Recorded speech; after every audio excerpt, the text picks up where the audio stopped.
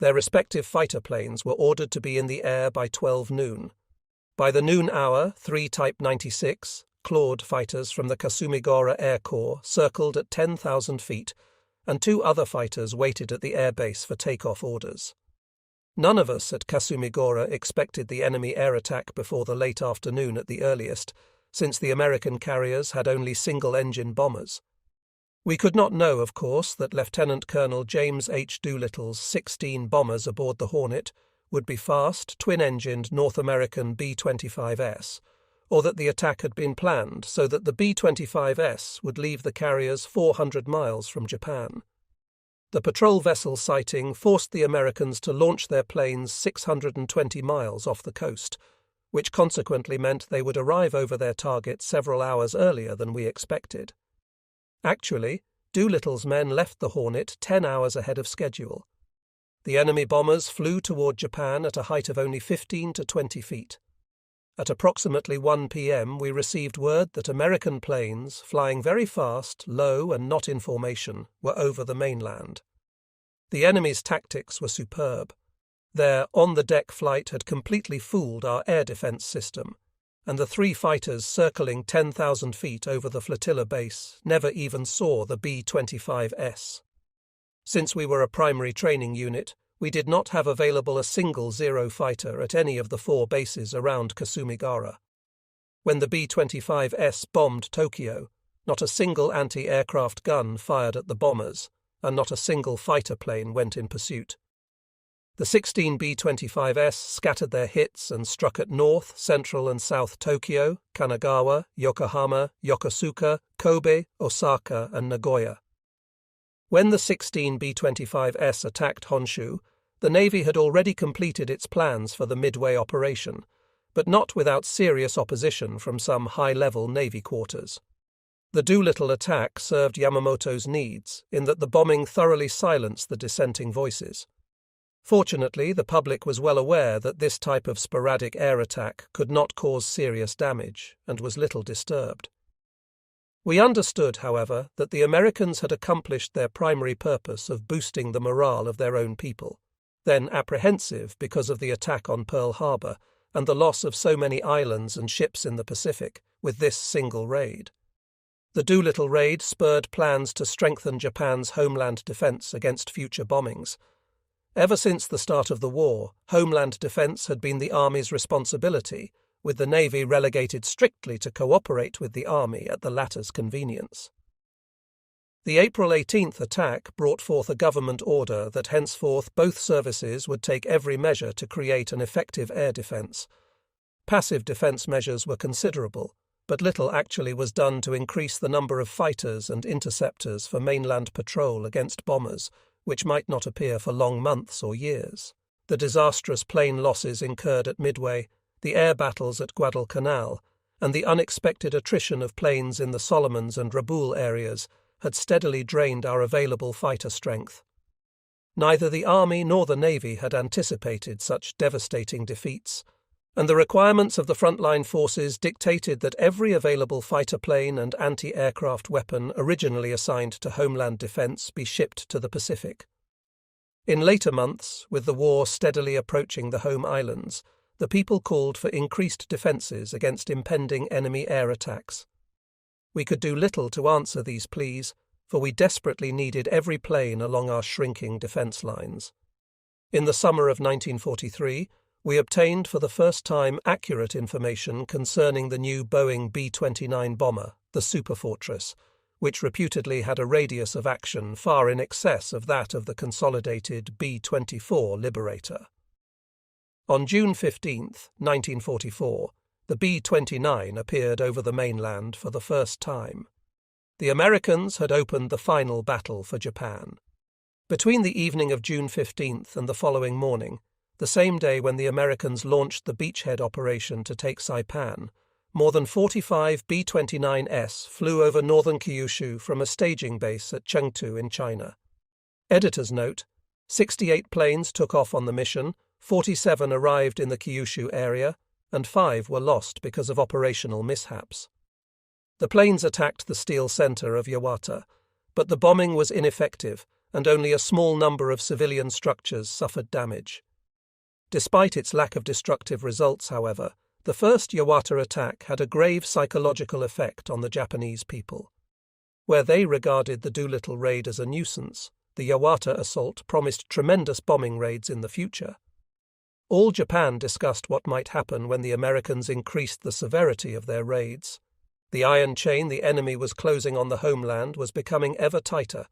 On July 8th and on August 11th and 20, the B-29S flew from their China mainland bases to attack our southern cities. Every bombing followed a certain pattern from which we could determine in advance of the attack how many planes would make the raids, when the attack would come, and other details of the missions.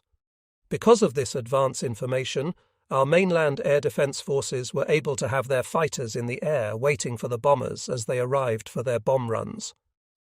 Our first information came 2 to 3 days before the attacks. American transport planes increased their shuttle flights between a British airbase near Calcutta, India, and the B-29S held in China, ferrying gasoline and other materials for the big planes. Our Navy radio listening stations in Tokyo caught the details of every coded communication which, we determined, were from the American planes reporting the exact times of their arrivals and departures. These radio communications were so clear that we could calculate the exact number of planes flying the China missions. 2 or 3 days later, a similar number of B-29S would arrive over Japan. We never failed in these bombing forecasts, which received corroboration from Army and Navy units scattered widely in China. These reports were dispatched at once to Tokyo. Within 10 minutes, every anti-aircraft battery and every fighter base was informed of the estimated time of arrival of the American bombers. Despite the remarkable good fortune of anticipating enemy attacks in detail, our defences proved ineffective. The superfortresses made their first 3 attacks during the night. We had few Navy fighters available for interception, and they proved of little value against the large and powerful enemy planes. Even the Army found itself handicapped in night interception, and Army fighters attacked only a limited number of planes. On the evening of August 20th, Navy fighters made our first effective interception. Approximately 60 B-29S attacked targets in Kyushu, Chugoku, and western Shikoku. Intercepting Navy fighters shot down 1 B-29 and damaged 3 others. Army fighters damaged several other bombers. These attacks were always extremely dangerous, for the B-29S carried the remarkable defensive armament of at least 12 heavy machine guns in power turrets. One of our night fighters under Lieutenant Endo demonstrated the effectiveness of the twin-engined night fighter Gecko, Irving, during this attack.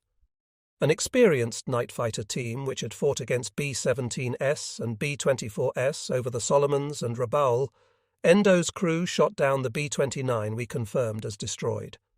He brought his fighter plane directly beneath the tail of a B-29 over Sasebo and, flying almost with the bomber's speed, fired the 20mm cannon which was fixed in an oblique position behind the pilot's seat. The upward-firing cannon poured shells into the huge airplane, which burst into flames and fell from the sky.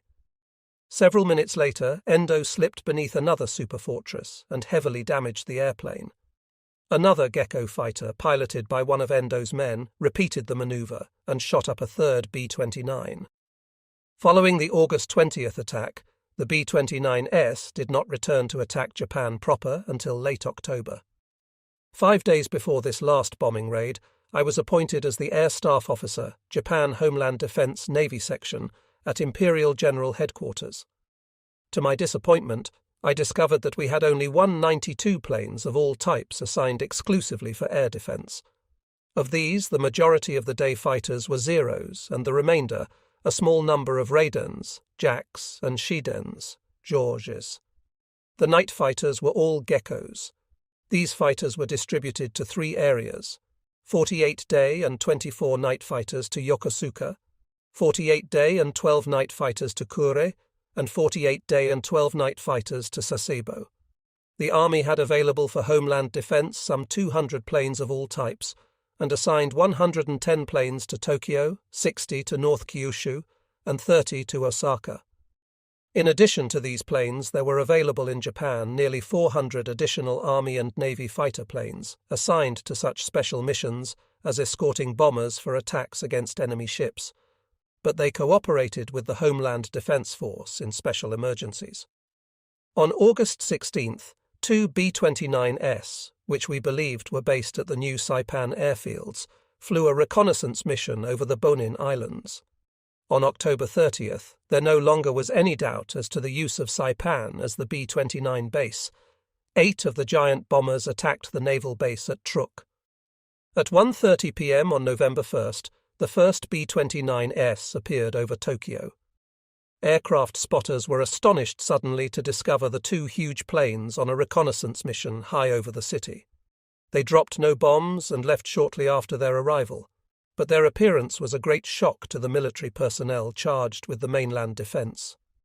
Until these planes were sighted directly over the city, we had no idea that the airplanes were over Japan.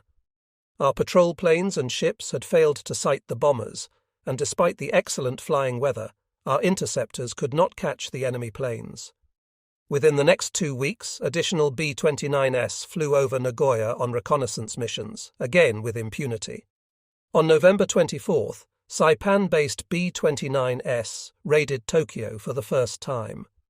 For approximately 3 hours during the afternoon, some 70 bombers attacked the Tokyo area, concentrating their missiles on the Musashino works of the Nakajima Airplane Company at Kichijoji, a vital engine factory.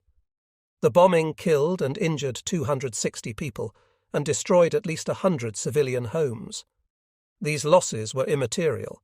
What mattered was that the B-29S had wrought tremendous destruction in the critical factory, causing a loss of more than 50% of normal production. 5 days later, the B-29S bombed Tokyo proper for the first time, setting great fires in the Kanda and Nihonbashi areas in the heart of the city. Some 2,500 homes were destroyed, 100 people died, and some 15,000 were made homeless. By now, every Japanese citizen realized that the American air attacks would cause devastation and misery on a scale they had never anticipated. The future was ominous.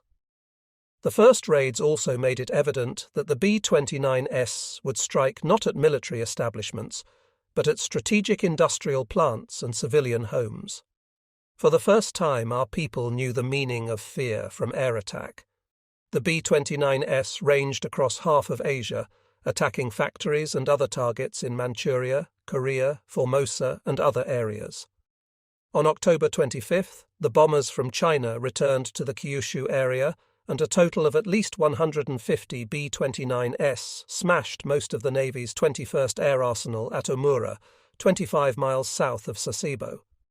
70 fighters, including Zeros, Raidens, and Geckos, made intercepts, and our pilots reported they had either shot down or damaged at least 19 planes.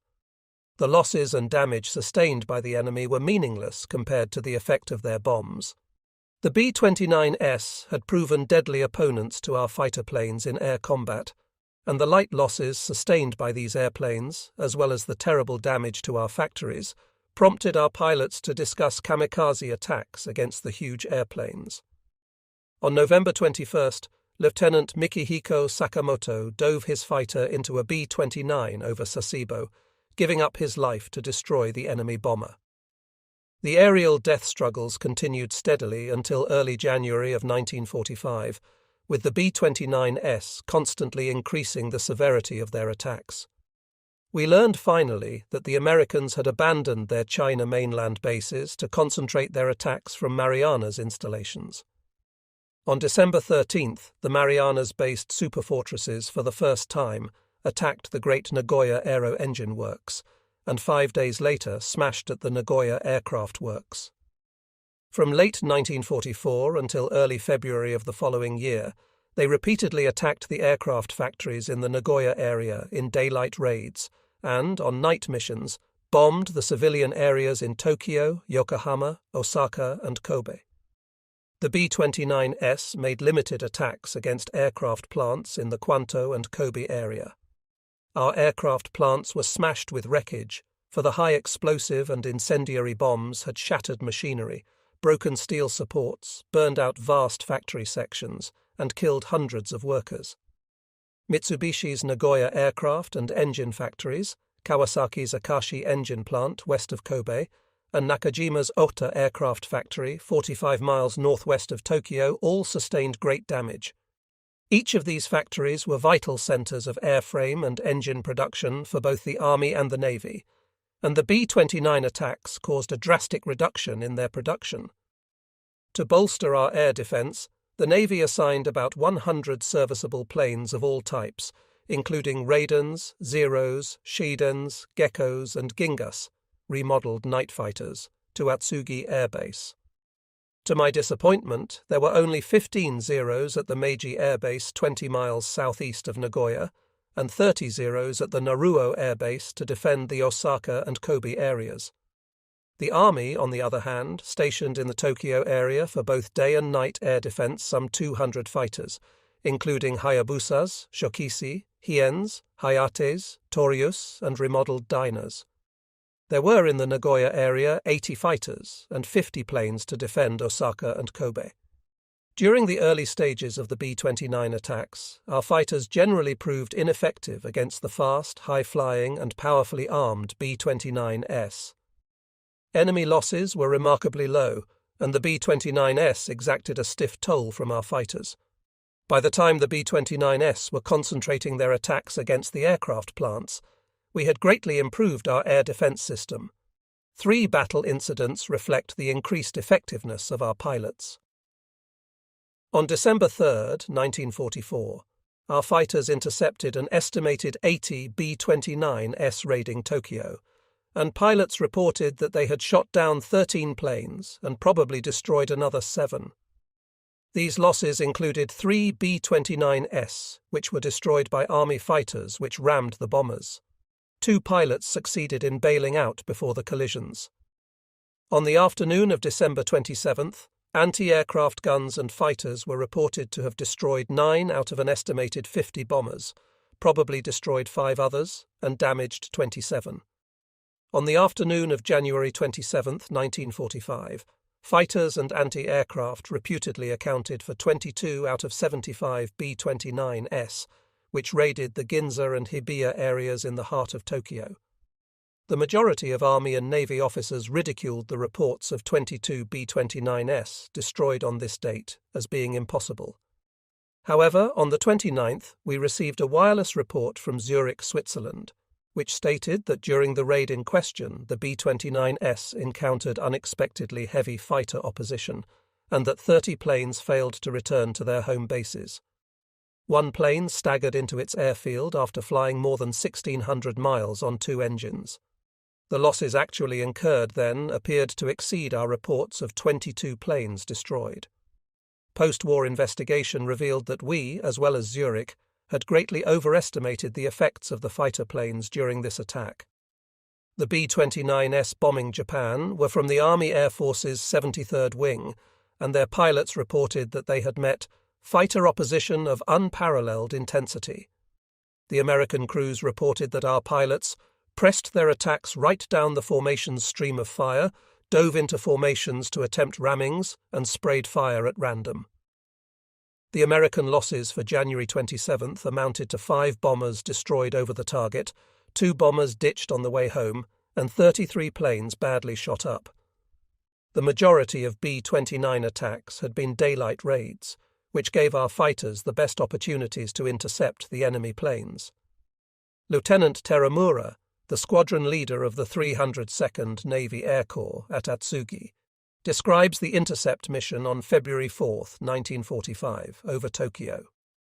At 28,000 feet, I found a 9-plane formation of B-29S.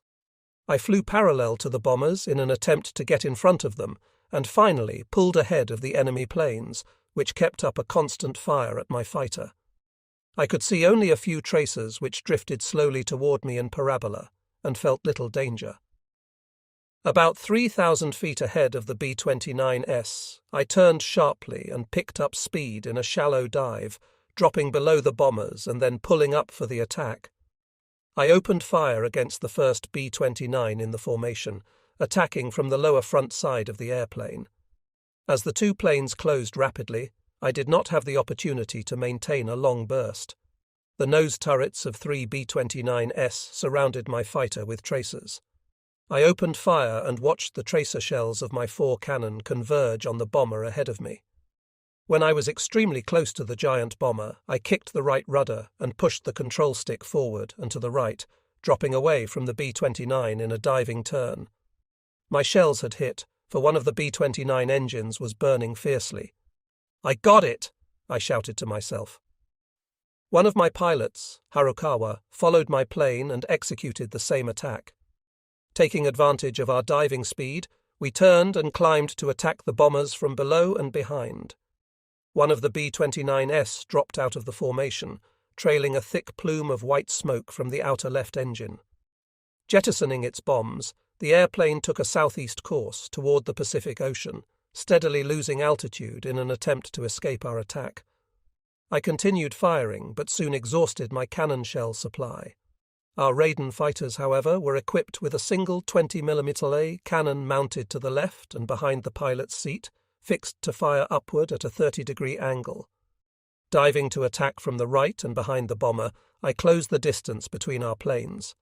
By this time, Harukawa had expended his ammunition and was returning to base. The enemy gunners kept up a steady defensive fire. I continued to pursue the bomber until I reached the ocean. By then, my fuel was almost gone. When finally I turned to head for home, the B-29 was trailing heavy smoke and descending almost to sea level. I doubted whether it could return to its base. I made an emergency landing at the Konoike Naval Air Base, where the mechanics discovered that enemy bullets had damaged my plane's engine and oil cooler.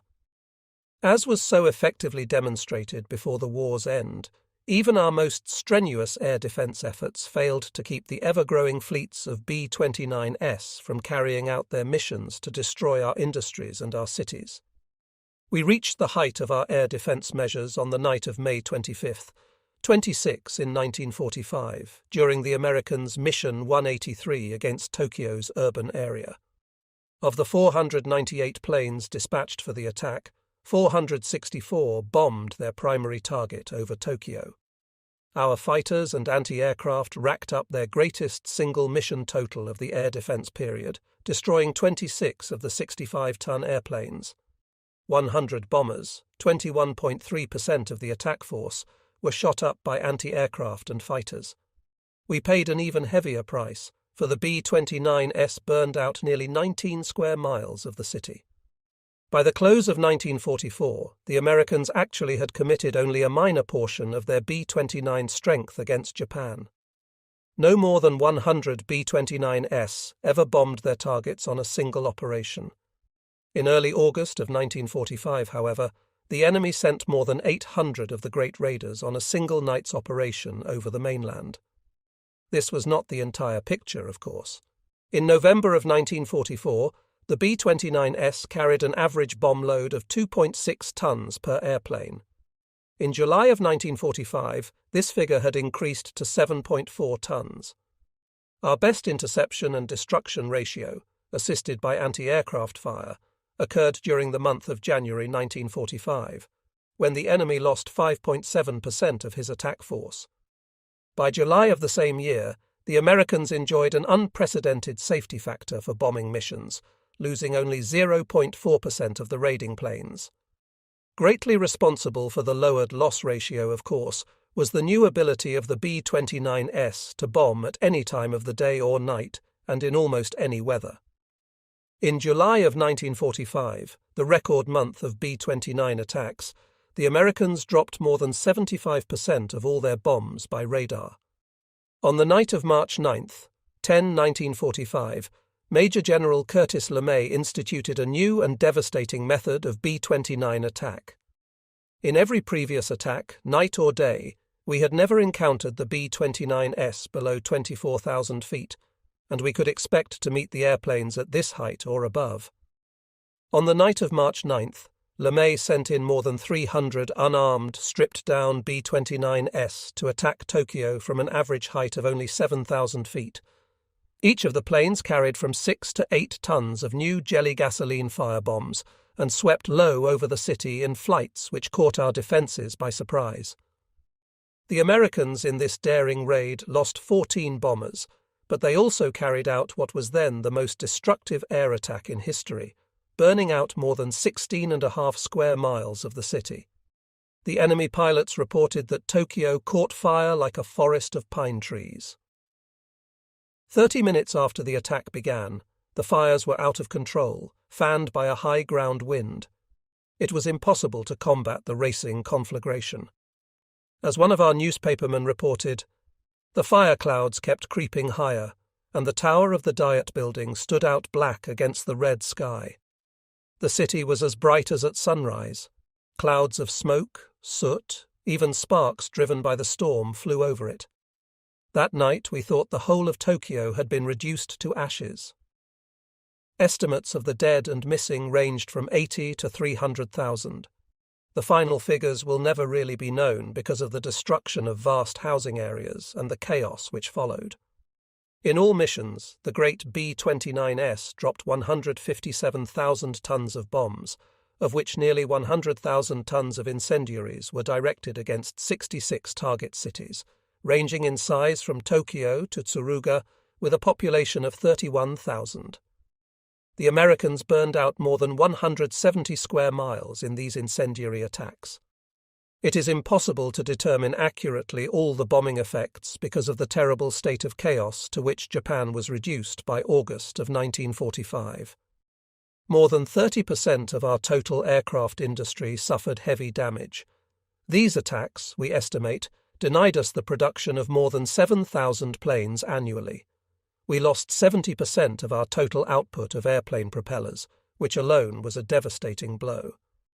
By the war's end, the bombers had caused a total shutdown, at least temporarily, of our high-grade lubricating oil capacity. While we had a surplus of refining capacity, by August 14, 1945, the B-29S wrecked our 11 most modern refineries. We could hardly assess the overall effect upon our industry merely by adding the total square footage of factory space destroyed. Many plants left standing were useless, denied as they were the materials and parts to work with and suffering from a shortage of labourers who had fled to the hills in terror of future raids. By the end of July, some 90 cities had become literal ash-choked funeral pyres. Only 4 major cities in the country, Kyoto, Hiroshima, Nagasaki and Sapporo, remained undamaged, or had experienced only a few stray bombs. Our industry had been strangled, and even the relatively undamaged plants in Tohoku and Hokkaido stood quiet and unproductive. The machines lay idle because the plants no longer received working materials, and further, because they lacked the means to transport their products to Honshu. The blanketing swarms of carrier-based planes paralyzed our communications, and all but halted sea transportation between Hokkaido and the mainland. Once the Americans had attended to our larger cities, they went after the small industrial cities in an unbelievably methodical fashion. They concentrated their attacks on cities with less than 100,000 population as their primary targets. An example of these raids, the bomb tonnages of which indicate their terrible effects, follows. Perhaps the overall effect of the bombings against the homeland, an incredible story, is best summarized in the statement of a Tokyo newspaperman. When he was questioned as to B-29 crew reports of damage to Tokyo and other cities which had suffered the most intensive aerial bombardment in history, the reporter replied, "Superfortress reports of damage were not exaggerated. If anything, they constitute the most shocking understatement in the history of aerial warfare. Japan's 4 most critical industrial centers were the areas of Tokyo, Yokohama, Osaka, Kobe, Nagoya, and Kita-Kyushu. What happened to these cities is representative of Japan's condition by the time our country surrendered. The 5 largest cities, not including Kita-Kyushu, received nearly half of all bombs dropped by the enemy 20th Air Force. So thoroughly gutted were the major sections of these cities, with a combined total of 103.22 square miles destroyed, that the Americans eliminated them as targets. There is little doubt that the primary reason for the American invasion of tiny Iwo Island, Iwo Jima, was to reduce the loss of B-29s flying against Japan from the Mariana Islands. We knew that the great four-engined bombers were running into serious trouble on the return flights after attacking the mainland. Dozens of crippled planes, unable to fly the 1,600 miles from Japan to Saipan, were ditched in the open sea. We expected the Americans to make an all-out assault against Iwo Jima, for with the island in their possession, the enemy could land his crippled planes on the 8-mile-long haven. Admiral Ralph A. Ofstie. The reason for the bloody seizure of Iwo Jima was the pressing need to have an additional field for emergency landings.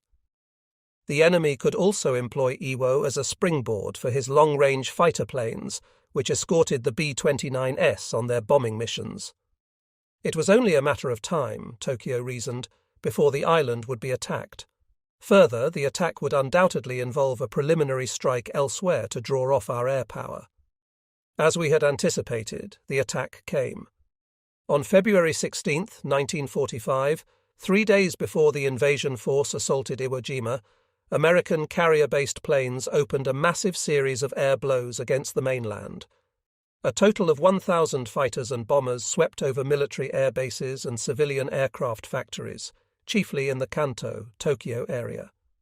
The enemy Task Force 58 assembled 16 aircraft carriers, 8 battleships, 17 cruisers, 75 destroyers, and other vessels to support the carrier strikes.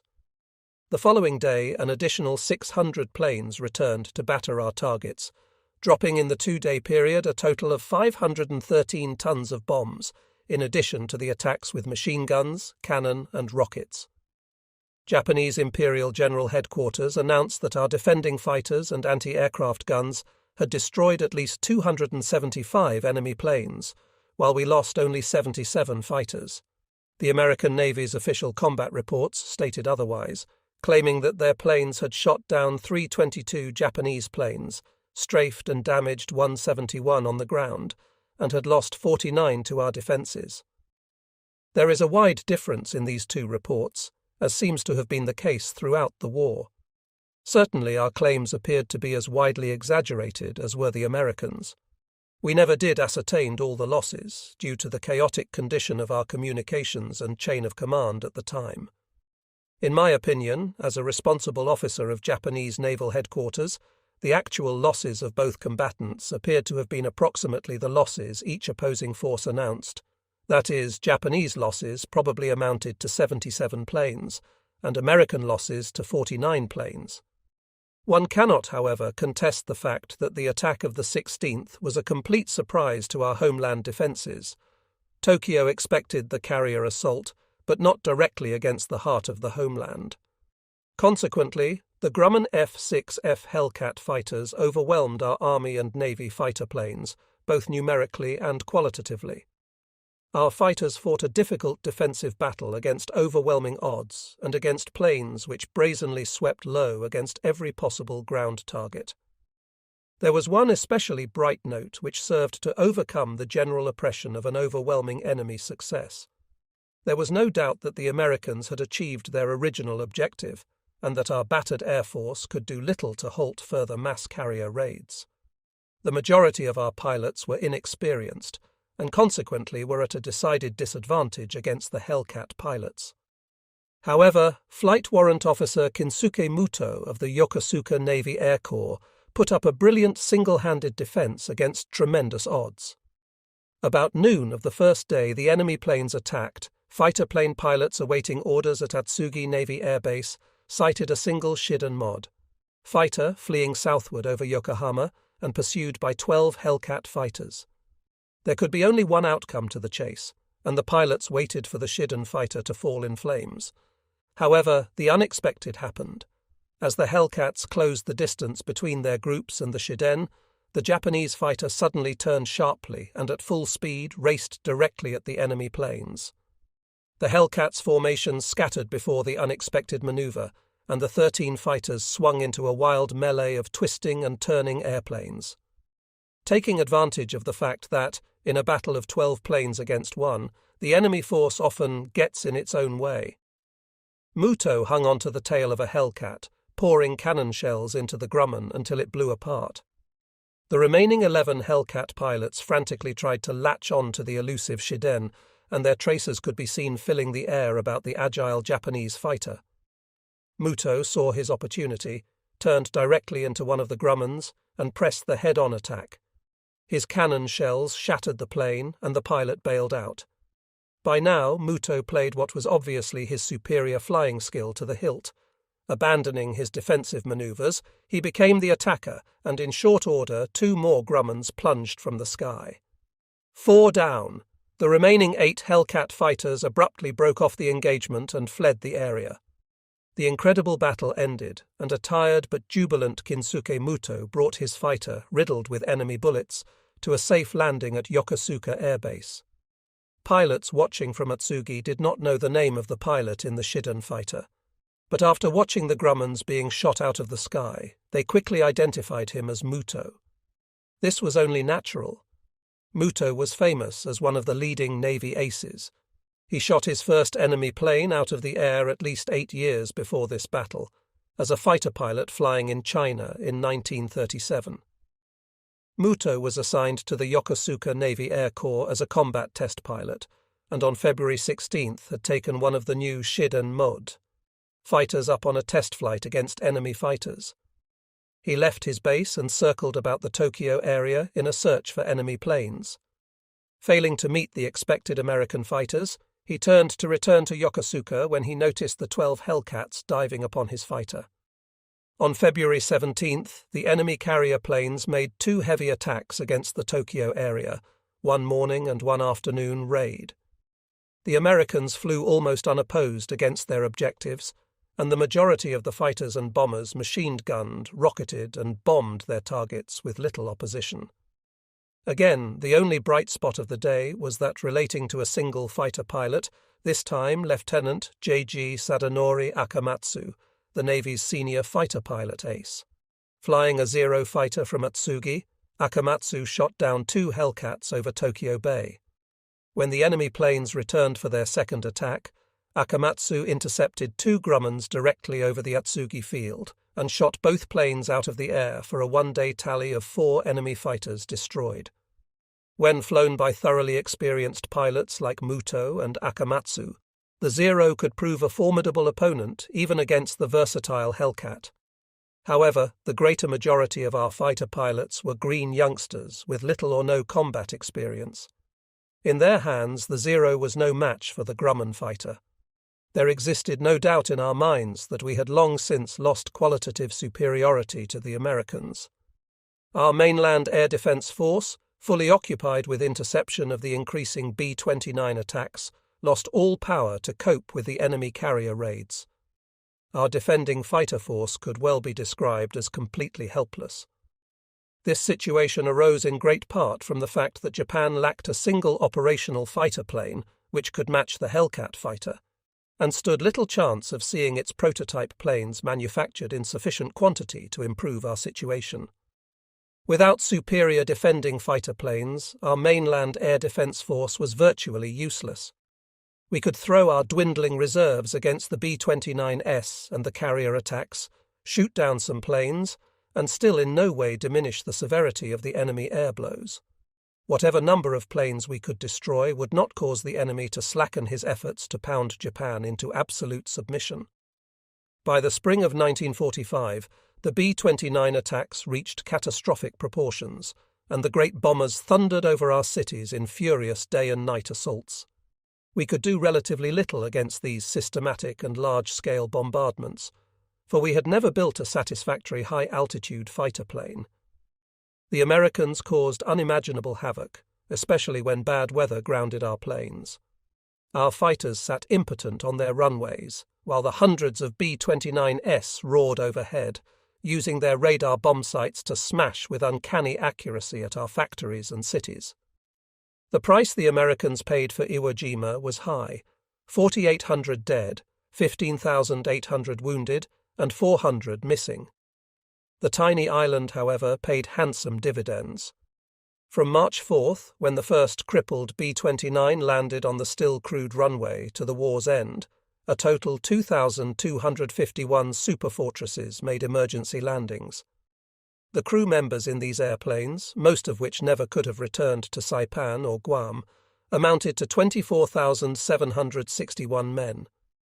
In the bitter defense of Iwo, we lost 22,322 men killed. When the Iwo conflict ended on March 13th, our losses in patrol boats in the Southern Sea rose to alarming figures. Enemy planes scoured the ocean in search of our patrol vessels and made these small ships their special targets. Soon we could no longer count on the survival of a single patrol boat in the area and were forced to rely for warning of enemy attacks entirely upon the radar reports of our southern island outposts. Under these conditions we were wide open to attack at any time by powerful enemy carrier forces. As we expected, the carrier planes returned.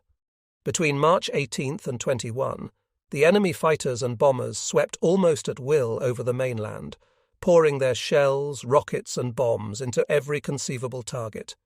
Not even the remotest areas of Japan were safe from the marauding planes. At this time, the Navy's 343rd Air Corps, considered the most powerful fighter plane unit of the entire Army and Navy, was stationed at the Matsuyama Air Base in Shikoku.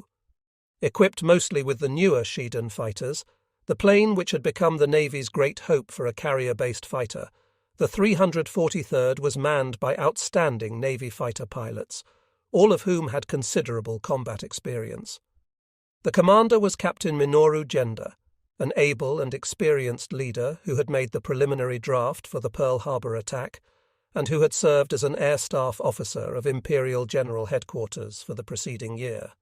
On March 18th and 19, the enemy carrier planes raided the Kure Naval Base. They met completely unexpected opposition from Genda's pilots. Combining extensive air combat experience with a fighter plane which featured a maximum speed exceeding 400 miles per hour and effective armor plating, they caused heavy losses to those planes they encountered. This constituted the only decisive victory of all the Japanese fighter plane units against the American carrier plane attacks. Tokyo announced that for the 2 days of fighting in the Kure area, our land, sea and air defenses destroyed 119 planes, and that the majority fell victim to the 343rd Air Corps. Again, we at Naval Headquarters could not determine the actual number of enemy planes destroyed, but obviously Genda's men provided effective opposition. Before the month was past, the terrible and one-sided air conflict entered another and equally disastrous phase. Heavy bombing by carrier-based and army planes shattered defense installations on Okinawa, and, following several weeks of protracted aerial bombardment, enemy troops landed on the island. From the invasion day of March 25th until 2 months later, our defending fighters fought furiously against the carrier planes and the relentless B-29S. By now it was a familiar story. The enemy exacted a murderous toll from our available aircraft, and our air strength continued to dwindle. On March 21st, one of our reconnaissance planes photographed the first North American P-51 Mustang fighter on Iwo Jima. On April 7th, the Iwo-based 7th Fighter Command launched the first Mustang fighter attack against the mainland.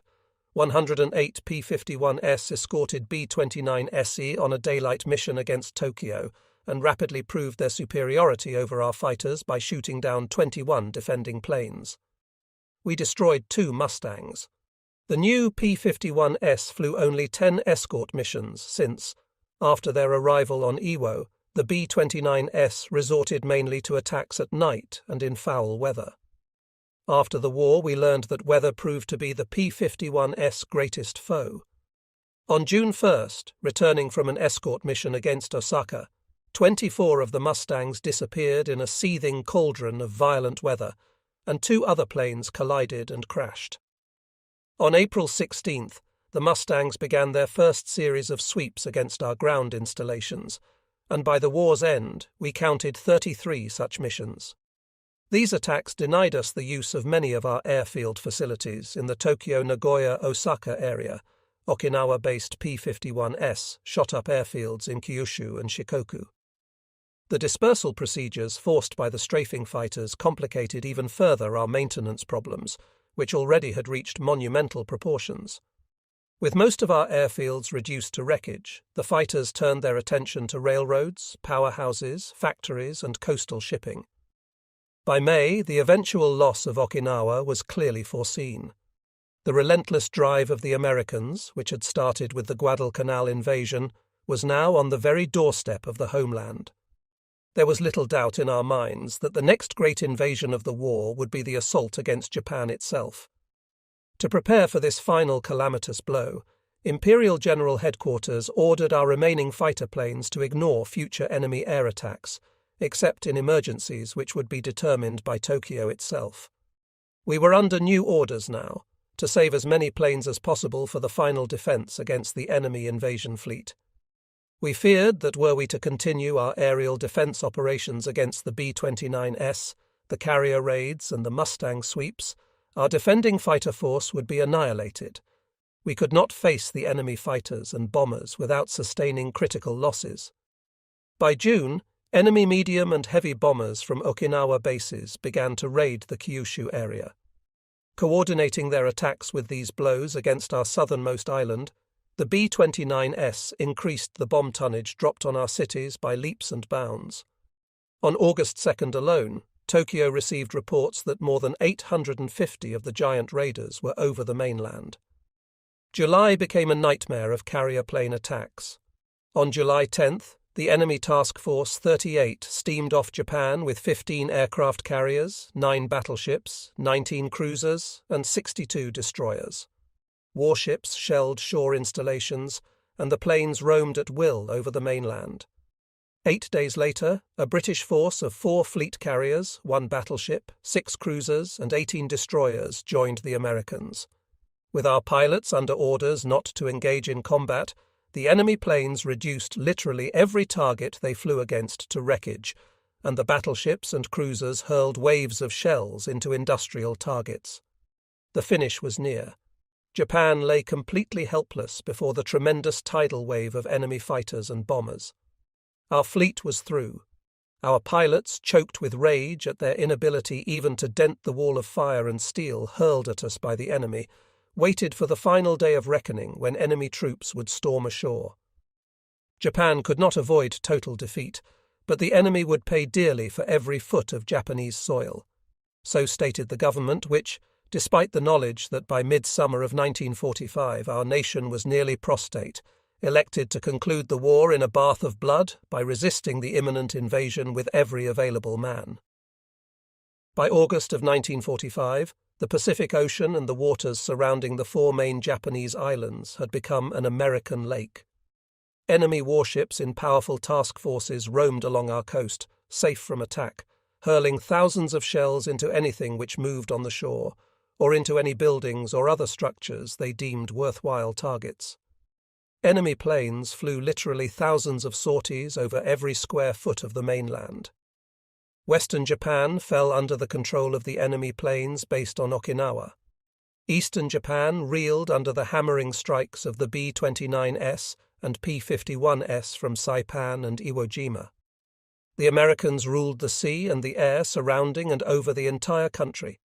We were denied freedom of movement even in the interior, for the searching planes shot up trains, small boats, cars, trucks, communications facilities, anything and everything.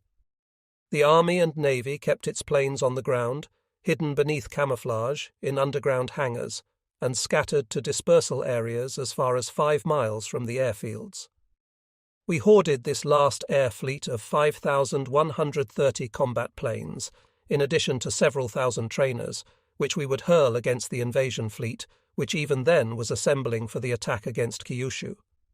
These consisted of 2,500 Army planes, of which 1,600 were kamikazes, and 2,630 Navy planes, including 1,400 suicide fighters and bombers.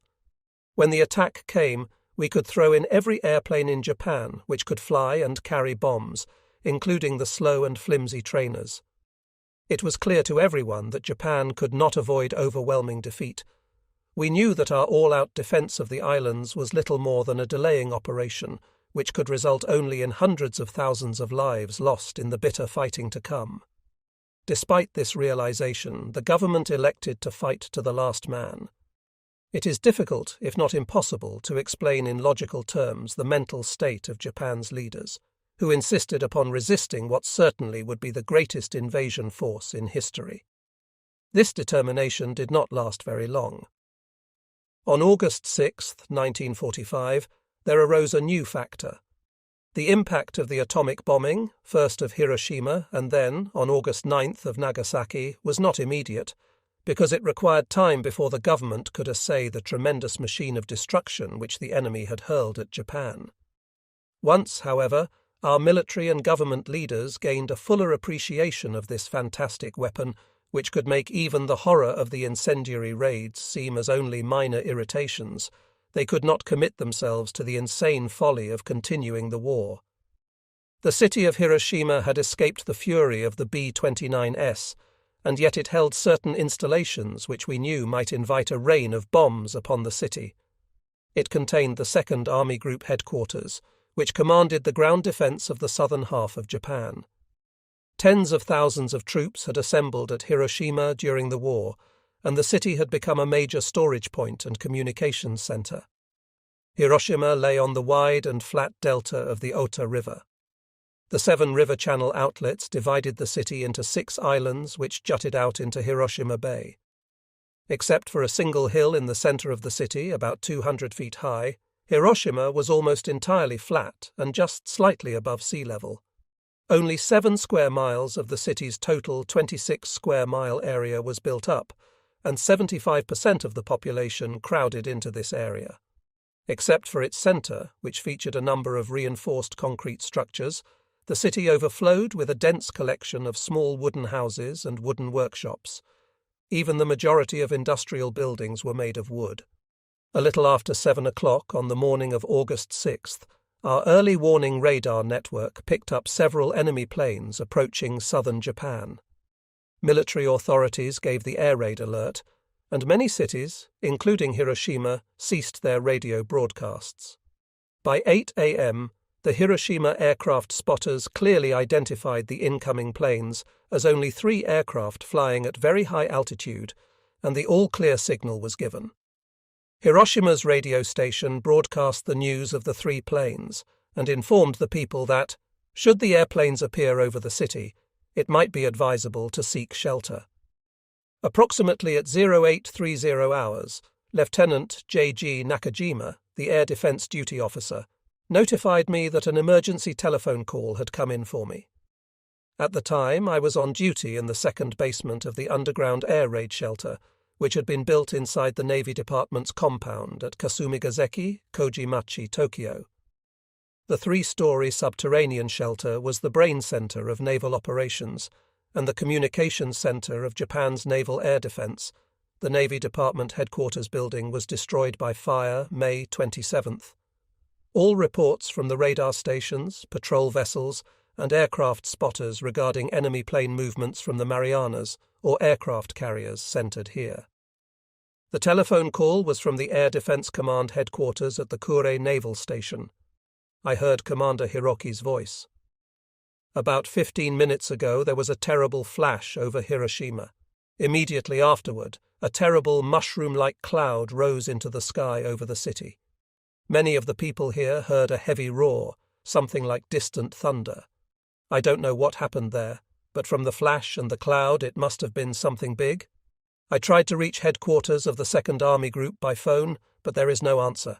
This is all I know right now. I'll send in the details just as quickly as I get them. Kure Naval Station is about 12 miles south of the center of Hiroshima City. I interrupted. Do you know if it was an air raid or some other explosion on the ground? I don't know what it was.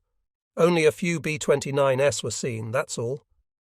What's the weather like? I asked. Fine. All right. Call me as soon as you get more information. The entire affair made me feel uneasy. There was no ordinary explanation for a bright flash and a tremendous cloud. I felt as though something ominous had happened. I queried the members of the Naval General Staff, but without success. No one had any idea of what could have happened at Hiroshima. There was one other place, however, which might provide the answer, and I called Captain Yasui of the Naval Bureau of Aeronautics. I related the details as given me by Commander Hiroki. Captain Yasui's reply was staggering. I remember clearly his words that, "It may be an atomic bomb, but I can't tell until I actually look at the city." Atomic bomb! It was possible. The words struck a familiar note in my mind. I remembered that long ago the Navy in secret conferences had discussed the possibility of nuclear weapons. The basic theory was no secret. Several years ago the Navy had requested Dr. Arakatsu of Kyoto University, where the brilliant Dr. Yukawa worked, to study the possibilities. The Army, too, was investigating the theory of an atomic weapon. Dr. Nishina of the Physical and Chemical Research Institute had studied the matter in detail. But this work was hardly more than scientific investigation. Could the enemy actually have used such a fantastic weapon? Meanwhile, several phone calls had come in from the Army General Staff. The Army was concerned. They had been unable to raise Hiroshima, either by telephone or by radio. Hiroshima was a vital strategic center of Army operations. They were anxious for a report. Just before noon, we heard again from Kure. At 0815 hours this morning, immediately after two B-29s passed with high speed over the city, there was a searing flash, like a fantastic flash of lightning. It was followed by a sudden roaring sound. In the next instant, houses collapsed all across the city. It is as though a great steel fist had suddenly descended on Hiroshima. Fires broke out everywhere. Everything is all confused. The raging flames and the streams of refugees have made it impossible to get in touch with any place closer than Kaidaichi, about 5 miles southeast of the city. These reports were unbelievable. Everything was so sudden. Regardless of what happened, it was imperative that I, in command of the Navy's Homeland Air Defense, must get to the scene. Headquarters ordered that I proceed with Captain Yasui to Hiroshima to investigate personally what had occurred. We could not take off the same day, despite our anxiety. Enemy planes in successive raids roamed over Japan. On the afternoon of the following day, August 7th, we took off with difficulty from Tokyo. We wished to make a full investigation from the air, but by the time we arrived over Hiroshima, the sun had set. Even on the second day, however, we found an incredible scene confronting us. A ghastly and terrible light flared from the stricken city. The still-burning Hiroshima cast a deep red, flickering glow, which was reflected from the black smoke which billowed upward from the earth. Shortly afterward, our transport glided in for a landing at the Iwakuni Naval Air Base. Early the next morning, we rushed to Hiroshima. Nothing, neither films, magazines, books, eloquent speeches, nothing can possibly express to any other person except those actual witnesses at Hiroshima what had happened to the city and what occurred after the bomb fell. It was an appalling spectacle beyond the power of words to describe. Cold printed or celluloid media cannot carry the sounds and smells and feelings of the shattered city. Hiroshima's debacle is a familiar tale, but all the thousands of stories do not reproduce the shuddering and screaming cries of the victims who already were beyond all possible help. They do not show you the dust and ash swirling about the burned bodies which grovelled and writhed in indescribable agony, the twitching and spasmodic jerking of fingers which were the only expressions of agony, the seeking of water by things which only a short while before had been human beings. Words do not convey the overwhelming, choking, nauseating stench, not from the dead, but from the seared living dead. The unharmed or only slightly injured survivors placed these burned, dying men and women on planks and mats in long, impersonal rows like decaying fish, so that when they died, their bodies would not have to be stacked by people attending to those still living. How many times has the story been told, but with the limited effects of words, of the young mother whom I watched in the agony of dying, not a word passing through her blistered lips, her stomach sheared open, her intestines sprawled in the ash and dust, her living but unborn infant caked in blood and dirt on the ground beside her. This was the Hiroshima I saw. Even today the full story remains obscure, for it is impossible to tell all of the many things which the subconscious happily refuses to allow one to remember. I have never yet seen a single report of the white soldier, a prisoner of war we can identify only as white, as the corpse was terribly seared, sprawled in the wreckage of the city's main street, only 300 feet from ground zero. Here was one man's direct sacrifice to the atom of his countrymen, or at least of his allies. Where Hiroshima had existed now, there was only a dirty brown scar on the face of the land. The people did literally nothing, they could do nothing, to extract themselves from the incredible misery thrust upon them. Staff officers from Tokyo who flew to Hiroshima with me, and others who followed, joined in the first relief measures. 16 hours after the bomb struck, intelligence officers learned for the first time what really had ripped the city apart. The radio carried the American announcement of the atomic bomb. 3 days later, at 7:50 a.m. Japanese time, the air raid sirens sounded over the city of Nagasaki, which lies at the head of a long bay which forms the best natural harbour on Kyushu. The city spread across 2 valleys through which 2 rivers flowed. Separating the residential and industrial areas was a mountain spur, which contributed to Nagasaki's irregular layout, and which confined the built-up portion of the city to less than 4 square miles of the city's limits of 35 square miles. Nagasaki was one of the largest seaports in southern Japan, and was vitally important to our military forces with its many and varied industries, including those producing weapons, ships, military equipment, and other materials. Along one narrow strip of the city, the Mitsubishi steelworks and dockyards lay to the south, and to the north sprawled the Mitsubishi Urakami torpedo works. Unlike the industrial portions of the city, the residential areas were the typical flimsy, tile-roofed wooden buildings jammed into a dense concentration particularly susceptible to fire. The air raid warning was given at 7:50 a.m., but 40 minutes later the all-clear signal brought the people from their shelters. When at 10:53 a.m. our spotters sighted 2 B-29s high over the city, they assumed a reconnaissance mission was on and did not sound any further alarms. However, on seeing the B-29s, several hundred people hurried to shelters. Only 9 days before, some high-explosive bombs had been dropped on the city, and several of them fell in the shipyards and dock areas.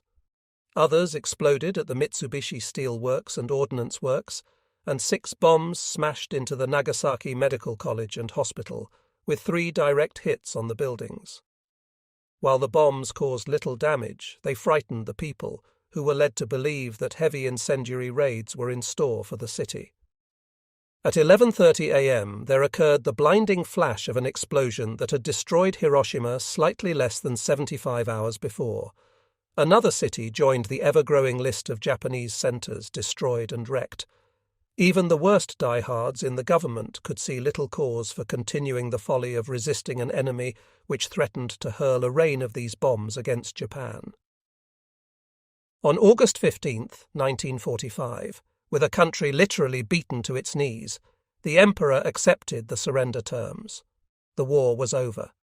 Soon after the surrender, the army announced that in Hiroshima 78,150 people had died, that 51,408 were injured or missing, that 48,000 buildings were totally destroyed, and that 22,178 other structures received light to severe damage. At least 176,987 people were made homeless. Listed casualties in Nagasaki included 23,753 dead and 43,020 injured. These lists were at best only informed estimates, and the steady numbers of persons succumbing to the after-effects of the 2 attacks caused the total list of casualties constantly to rise. Many Japanese sources openly questioned the announced casualty figures, and today the best-informed Japanese sources believe that at least 2 to 3 times as many people were killed and injured as was originally stated. The immediate post-war casualty survey conducted by the Army, which since then has added many names to the dead and injured lists, was as follows. Japan faced the coming winter of 1945 to 46 in perilous condition. Almost all of our important cities, 98 in all, were burned out. The official Army report on the bombings stated that 72 of these had few, if any, important military establishments, that the B-29s had gone after both industry and the civil populace.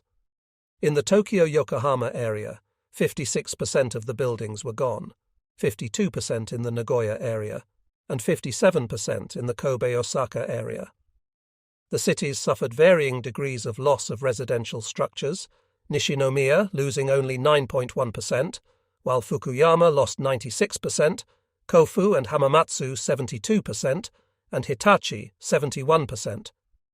The initial studies indicated that 1,430,000 buildings were totally destroyed. Later, this figure rose to more than 2 million, directly affecting more than 9 million people. At the war's end, our communications and transportation lines were in a chaotic state. Ships which formerly plied between the main islands, as well as those which had sailed to Korea and China, remained hidden in harbours to escape the guns, bombs, and rockets of searching enemy planes. We had lost staggering numbers of these supply vessels, and had all too few available at the time of surrender. Even had we been well supplied with ships, we could not have used them to great advantage, for the waters in and around bays, ports, and straits were thick with deadly enemy mines sown by B-29s. We suffered from a serious shortage of men for land transportation work and stevedores to load ships. Almost all these great cracks in the national economy were traceable to the loss of control of the air over the mainland. On Kyushu, a fraction of the normal train schedules were kept during the day. Many trains which left on trips were shot to pieces by fighters and failed to arrive at their destinations. The constant aerial interference completely disrupted the ferry service between Aomori and Hakodate. Honshu's mainland communications and land transportation lines functioned, but in a wild state of confusion and disrepair, and these operated only because the bombers had not concentrated on our rail lines. We were dangerously short of food supplies for our people. In July of 1945, the government reluctantly ordered a cut of 10% in the staple food ration, which amounted to a ration of 312 grams per adult person per day of staple food, including substitutes. In the seasons between rice crop harvesting, we feared a possible famine, for the islands were virtually cut off from outside food supply. The supply of non-staple food and seasoning was reduced by 20% in meat, 30% in fish, and 50% in seasoning from the amounts available in 1941. As against what was available to the Japanese people in 1937, they could obtain only 2% of cotton goods, 1% of woolen goods, 4% of soap, and 8% of paper. These poverty-stricken conditions caused wild and runaway inflation and contributed much to lower the morale of the people and to destroy their will to continue the war. Our industries, including those which had escaped the terrible blows of the B-29s, were virtually at a standstill, great ghosts of factories no longer with meaning or purpose. Our industrial production had plummeted with the steady and increasingly severe bombings. For the first fiscal quarter of 1945, April to June, coal production was down 29%, iron and other metals 65%, chemical products 48%, and liquid fuels 66% compared to the highest fiscal quarter of the war. The aircraft factories especially had been terribly damaged, with several of our larger plants as much as 96% destroyed. In Hiroshima and Nagasaki, our people had sunk to despair. Even by December of 1945, many thousands who had fled the cities after the bombings had not returned. Their paralysis was remarkable. They could not immediately throw off the full terror of the bombings. Their lot was merely representative, however, of the great devastated areas where the people lived in primitive squalor, hungry and with few creature comforts, in want of medical attention and other necessities. And what of our navy, once one of the most powerful battle fleets afloat? When the war ended, we possessed, able to cruise under their own power, only 2 aircraft carriers, one of which was damaged, 3 damaged cruisers, only a few of 41 destroyers left in docks and harbours, and 59 submarines. We still had a total of 829 vessels of all types, but only the handful of ships mentioned above were capable of sailing. Still armed and equipped on the mainland were 70 powerful army divisions, more than 1 million fighting men who formed the core of the defence forces which were to resist the invasion. The Pacific War, fought chiefly in the air and on the sea, came to a halt before these Japan-based troops fired even a single shot in the defense of the country. 29. Jiro Horikoshi's Final War Diary.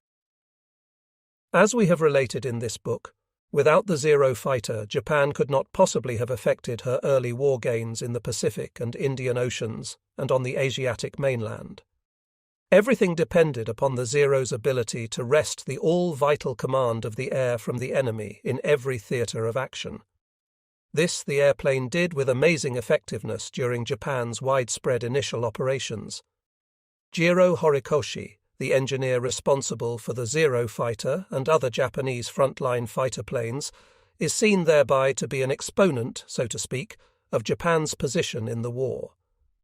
The following pages contain extracts from his personal diary, which refer to the final 9 months of the war. They provide an unusual look at inner Japan during these months of great crisis. December 5, 1944. I left Nagoya by train today for Yokosuka. I was scheduled to attend the Navy Industry Conference on the new Reppu fighter plane, to be held on December 6th at the Naval Air Research and Development Center. I would return to Nagoya after completing the necessary liaison work with the Navy on the new plane, traveling about the Tokyo and Yokosuka areas after the conference. On December 7th, however, a heavy earthquake rocked the Tokai area, the southern coast of central Japan. The quake caused extensive damage and wrecked the long railroad bridge of the Tokaido Line on the Tenryu River. In a single stroke, Japan's most vital rail transportation line was cut. My concern for the factories in the Tokai area rose when I learned that the earthquake had been so severe as to temporarily halt all manufacturing operations at the Mitsubishi Aircraft Works in Ohemachi, Nagoya, where I worked with my design staff. My first impulse was to start out at once for Nagoya to do what I could in returning the factory to production. However, I was warned against making the trip by train, since the wrecked bridge meant that I would have to travel by foot in the cold of the winter night before I could reach another train. For months I had been exhausted from constant overwork, and I realized that the trip might cause me to become seriously ill. Nagoya granted me special permission to remain in Tokyo and to carry on all the work necessary with the Navy on the Reppu until the next scheduled conference at Yokosuka on the 15th. Misfortune did not stop with the earthquake. On the afternoon of the 13th, B-29S for the first time struck a devastating blow against Nagoya, concentrating on the Mitsubishi Engine Works factories in Daikocho, Nagoya. The sprawling buildings suffered extensive damage, which caused a severe setback in production. December the 16th, 1944.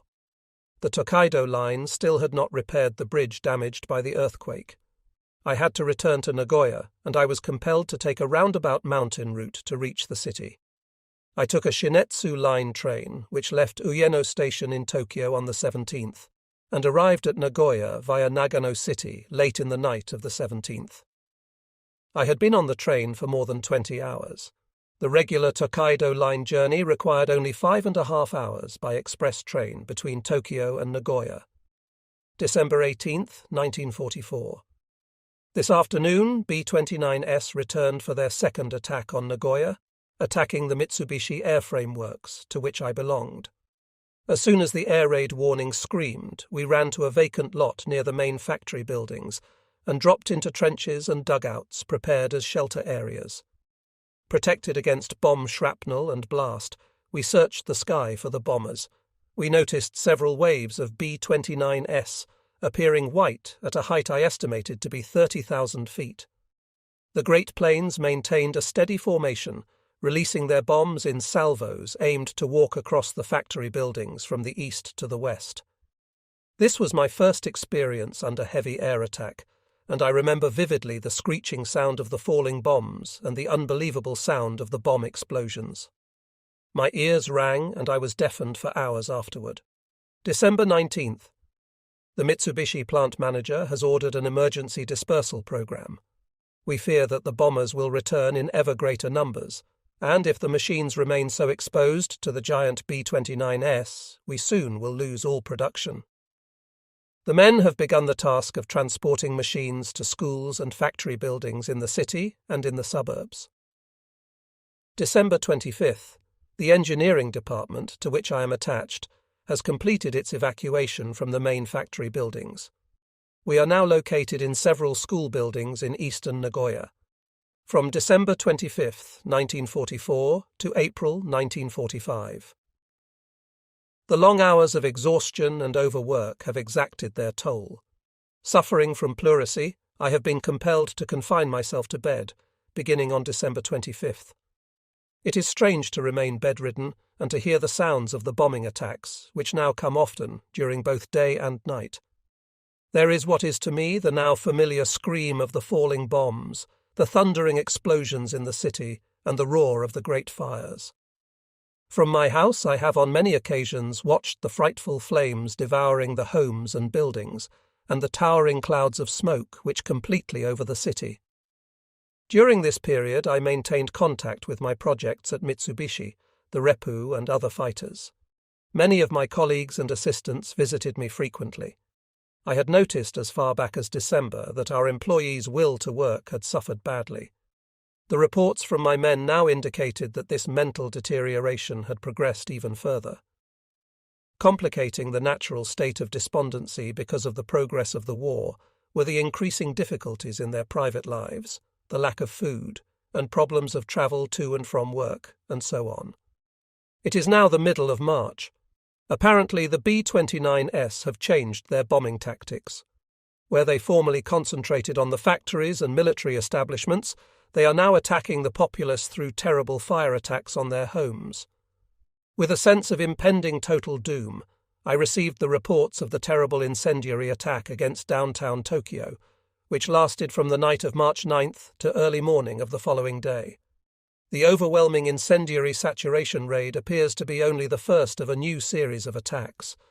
I have been told the heart of the city is gutted, and they have already counted more than 83,000 dead and missing. Tens of thousands of people were injured and burned. Here I have added a postscript. The loss of life in this great air attack exceeded even the atomic bombings of Hiroshima or Nagasaki. What happened to our cities is unbelievable. It is now Nagoya's turn. From the night of March 11th until the early morning of the 12th, B-29s hurled tens of thousands of incendiary bombs into the city. Great fires arose and swept unchecked through the flimsy wooden homes and other buildings. The people fortunately managed to escape a fate similar to the March 9th raid on Tokyo. The comparatively small city area of Nagoya enabled many of the populace to escape the advancing sheets of fire. The loss of life has been relatively small. It is obvious now that the B-29s will attack each of our cities in this fashion. Postscript. More than half of all my relatives living in Tokyo had lost their homes by May. March 12, 1945. Against their protests, I ordered my family, except for my wife, to leave Nagoya at once. Much of the city is already gutted and desolate, but the B-29s may return. My family, escorted by my brother-in-law and my housekeeper, left for my home village, which is located near the city of Takasaki in Gunma Prefecture, about 60 miles northwest of Tokyo. It was strange to be alone in this empty house while my wife is at Ozone Station in Nagoya seeing off the family. It was a time for thought, and I felt deep concern about the future life of my family and my people, about our jobs, and the future of the company with which I had worked so long. When I thought of the inevitable course the war would follow, the certain defeat of my country and my people, I could not prevent the tears from coming. I must confess in these pages that the misery which is in store for Japan has caused me to cry. I was unable to stop the tears. When we awoke on the morning of December 8, 1941, we found ourselves, without any foreknowledge, to be embroiled in war. The realization was astonishing. Since then, the majority of us who had truly understood the awesome industrial strength of the United States never really believed that Japan would win this war. We were convinced that surely our government had in mind some diplomatic measures which would bring the conflict to a halt before the situation became catastrophic for Japan. But now, bereft of any strong government move to seek a diplomatic out, we are being driven to doom. Japan is being destroyed. I cannot do anything but to blame the military hierarchy and the blind politicians in power for dragging Japan into this hellish cauldron of defeat. April 8th. The cabinet has changed. The new lineup suggests strongly that a big change may appear soon in the government's diplomatic policies and its attitude toward the war. April 15th. My health has improved remarkably, and there are times now when I can leave my bed. It is a wonderful feeling to know that I have cheated death and that soon I will be up and around again. For the first time in 4 months, I was able to get a haircut, to take a long-desired bath, and walk around the familiar rooms of my own home. I had improved so much that I was able to walk by myself to an air raid shelter when the B-29S came, instead of being helped as if I were a cripple. May 15th. I was now well enough to return to travel by train. The No. 1 works of the Mitsubishi Heavy Industries, Limited, to which I was now assigned, was located at Matsumoto in Nagano Prefecture. I left Nagoya by train for the plant. For the first time, I really saw the effects of the incendiary raids on Nagoya. The city is a wasteland, charred and unspeakably desolate. My former factory is a ghostly, steel-ribbed wreck, shattered by bombs and torn apart by the dispersal crews. It is hard to believe that all this is true. I knew that soon I would be well. Strangely, however, I had little desire to return to work. The impression of the shattered city and the wrecked factories will not leave me. May 22nd. Apparently my illness had weakened me much more than I believed. I was ordered to rest, and I left Matsumoto to join my family. For the next 2 months, until July 21st, when this entry was completed, I remained with my family, including my aged mother, and rested as much as possible to regain my strength. Fortunately, the village is small and has not been bothered by air attacks. Even here, however, the air raid warnings sound across the countryside. The enemy planes are everywhere, bombing and shooting and hurling their rockets against our buildings. When the heavy B-29S thundered overhead to attack Maebashi, Takasaki, and Ota in Gunma Prefecture, we could hear the distant explosions, which sounded like deep rolls of thunder, even though we were quite far away. Every now and then I could see the American carrier-based fighters and bombers racing low over the countryside, searching for targets. Our planes can do little against the tremendous power of the enemy air fleets, which completely control the air over Japan. This has been the first time in 18 years, since my college days, that I have spent more than 1 month continuously with my parents in their home. The hills and the rivers are the same as ever, but the fields are different. Most of the copses and groves where I played in my childhood are no longer playgrounds for youngsters, but have been tilled to produce food. The country is hungry. Our ships are not getting through with supplies. Our national situation is deteriorating swiftly. It feels as if certain elements are rotting the country from within. There has been a tremendous increase in the number of people who suffer directly from the bombings. Inflation has spread like wildfire throughout the country, and the salaried class most of all suffers from it.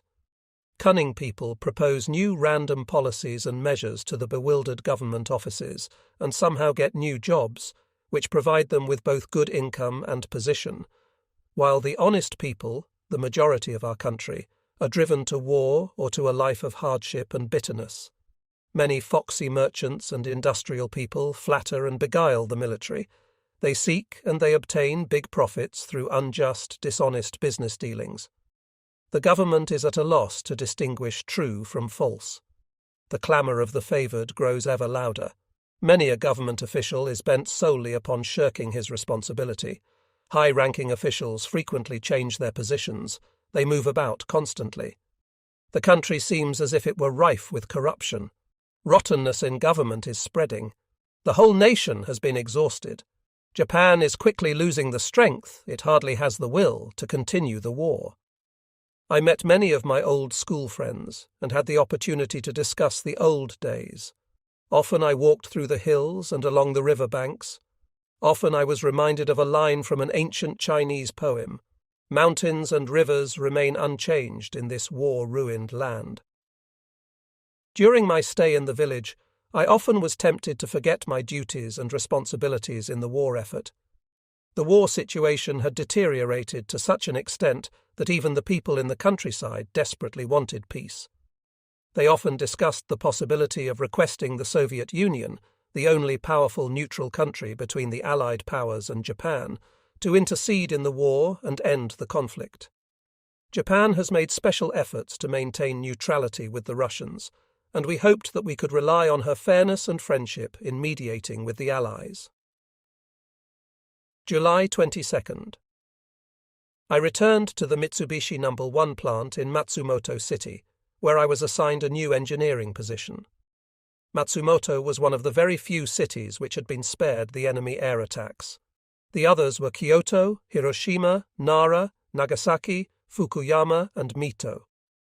The company had tried desperately to organize the new workshops and to establish effective liaison with the other divisions and workshops scattered about the country as a result of the dispersal program. The effort, however, had done little good, and affairs were in chaos.